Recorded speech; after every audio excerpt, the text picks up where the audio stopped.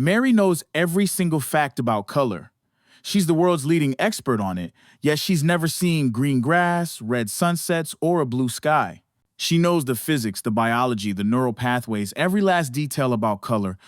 But here's the twist. Mary has lived her entire life in a black and white room. It's like knowing every ingredient of a cake, memorizing the recipe, and only then finally tasting it. Did you learn something new or just experience it? The question is, does knowledge equal experience?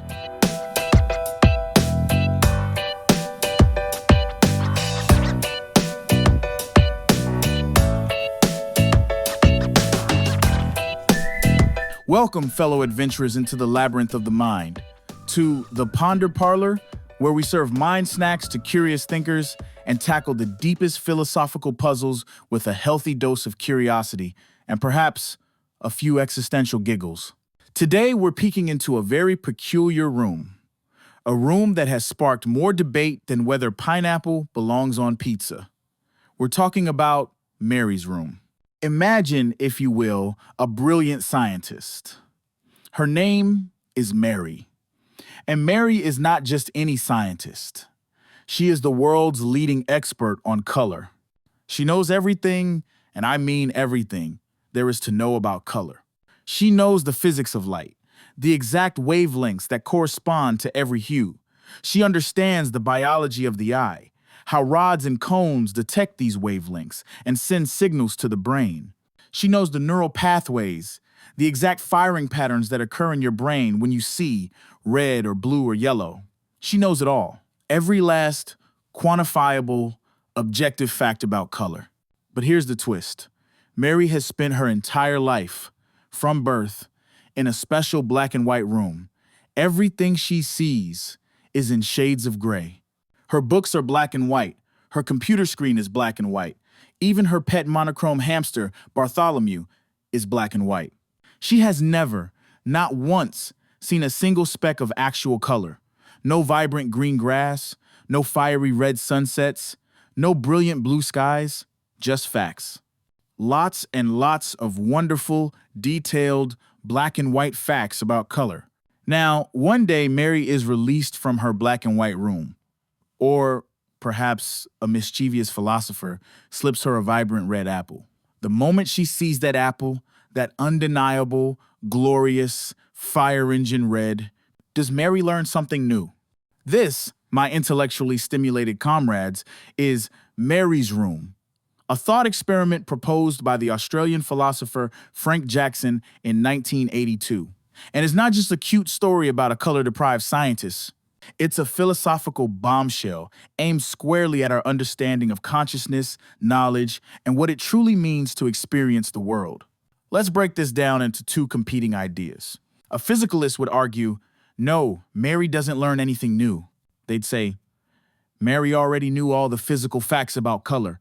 She knew the wavelengths, the neural firings, the whole 9 yards. There's nothing more to know beyond the physical. For a physicalist, the universe is made entirely of physical stuff, and all phenomena, including consciousness, can ultimately be explained by physical processes. If you know all the physical facts, you know everything. They might argue that Mary gaining an experience is just her brain processing the known physical data in a new way, not acquiring new knowledge. It's like knowing all the ingredients and cooking instructions for a cake, and then finally tasting the cake. Did you learn a new fact about the cake? Or did you just experience the culmination of facts you already knew? But then there's the qualia argument. This is where things get juicy, like a ripe red apple. Proponents of this argument say, yes, absolutely, Mary learned something new. When Mary sees red for the first time, she gains a new kind of knowledge. The subjective, qualitative experience of what it's like to see red. This experience is often called a qual, plural, qualia. She knew all the physical facts, sure, but she didn't know the feeling of red. The redness of red, it's a bit like knowing every single note, every chord, every rhythm of your favorite song, but never having actually heard it played. When you finally hear it, do you learn something new? You certainly experience something new. Or imagine knowing everything about the chemical composition of a chili pepper, the capsaicin molecules, how they bind to receptors on your tongue, the neural signals sent to your brain. You know all the facts. But until you actually eat that chili pepper, do you truly know what it's like to feel that burning sensation? I think most of us would agree. You definitely learned something new. The qualia argument suggests there's more to reality than just physical facts. There's a subjective inner world of experience that can't be fully reduced to or explained by purely physical data.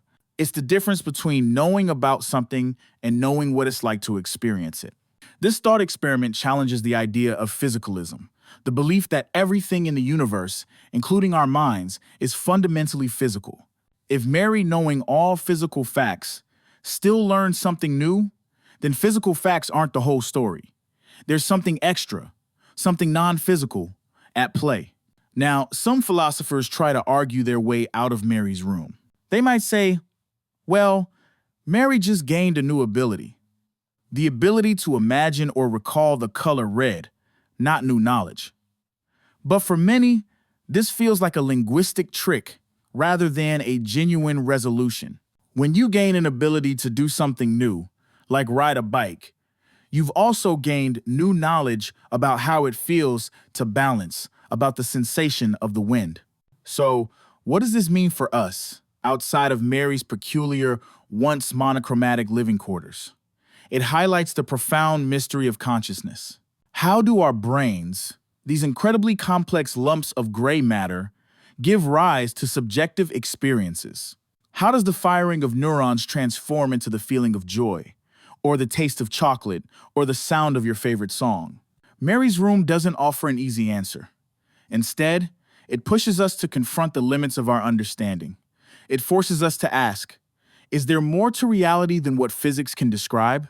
Is there an irreducible, subjective component to our existence that science, in its current form, cannot fully grasp? So, the next time you bite into a juicy, red apple or gaze at a brilliant blue sky, take a moment to appreciate not just the objective facts of light and pigment, but the incredible, subjective, and utterly unique experience of redness or blueness itself. Because as Mary taught us, there's knowing about it and then there's truly experiencing it. And those two things, my friends, might just be fundamentally different. What are your thoughts on Mary's colorful escape? Did she learn something new? Or merely gain a new way to process old information? Let us know in the comments below. Don't forget to like this video, subscribe to the Ponder Parlor for more thought-provoking content, and hit that notification bell so you never miss another deep dive into the mysteries of the mind. Until next time, keep questioning, keep exploring, and keep marveling at the vibrant tapestry of existence.